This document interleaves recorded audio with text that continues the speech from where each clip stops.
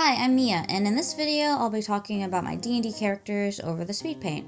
If you like D&D or OCs, consider subscribing because I plan on making more Yap Sessions speed paints in the future. If you just want to listen to your own music and watch my process, then you can go ahead and mute. Otherwise, I'm going to start yapping about them now. Alright, so who are they? Zin is the dark-haired elf, and he was actually my very first D&D character. One of my friends knew a DM who wanted to start playing again and asked if me and my husband were interested in trying D&D, because it was also going to be my friend's first time playing. This was back in the end of 2020, I believe, and I didn't know much about D&D at the time, I just knew it sounded like something I wanted to try. So we decided to join his group. I remember our character creation back then was kept pretty simple. We had a few races and classes to choose from.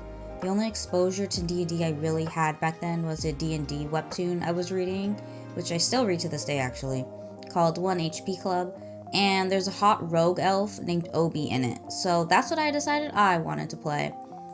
Since I like to keep things simple, I knew I wanted an easy name to go with, so I went on fantasynamegenerator.com to pick one. I still use that site to this day because naming is hard. Anyways, I ended up picking the first name, Zinmir, which I shortened to Zin as his nickname. His full name that I picked out is Zinmir Moonheart. And nowadays, I don't really give my characters a last name.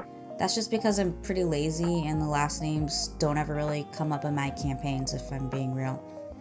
I didn't even come up with a backstory for him, and my DM helped fill in a lot of gaps for me. I knew I wanted him to be a high elf, so he was from nobility of some sort, and his parents were both mages. Zin was basically a college dropout and didn't learn magic. That's because Zin was into other things. Since Zin is a rogue, I chose the assassin subclass, which means he's really good at killing. So we ended up becoming a mercenary and was part of some sketchy group, because rogue, I don't know, that's what they do. Now, you may be wondering, okay, but who's the hot blonde elf? That, my friends, is an NPC from Zin's backstory that my DM created. Her full name is Fizarel Valfir, name also chosen from the MVP, fantasynamegenerator.com, but she goes by Fiza for short. Now, Fiza was an NPC my DM created because after a while of playing, my party came into some money and we built a tavern, which was basically our base of operations.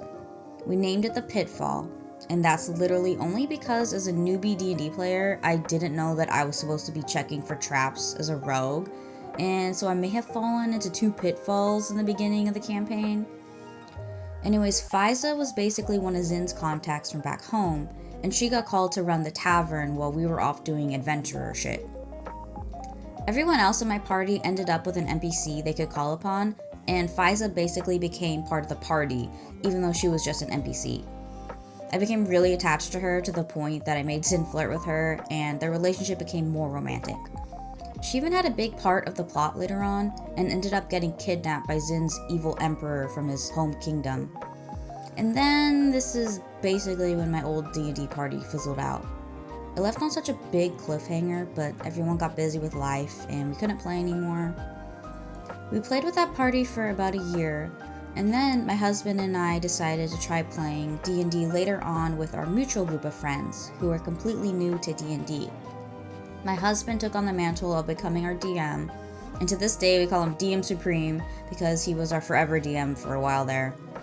Anyways, we were playing D&D for a while with our friends. I wanted to take on a more support role so my friends could shine more, since it was their first time playing.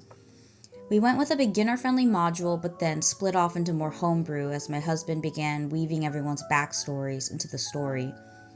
I remember feeling a little melancholy because my character was more like an NPC, and I didn't give her much of a backstory or anything, and plus she was closely tied to my best friend's character.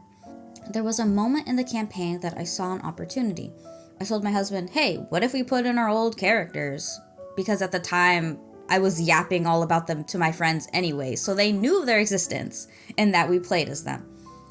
But that's what we did. We inserted Zin, Fiza, and my husband's character Gorb as NPCs into this new world, and it was honestly the best decision we ever made, because when they showed up, it was basically like meeting celebrities that they've only ever heard of.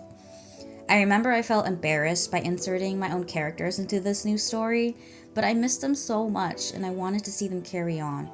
and they ended up having a bigger role this way, and their stories transformed and fit into this new world.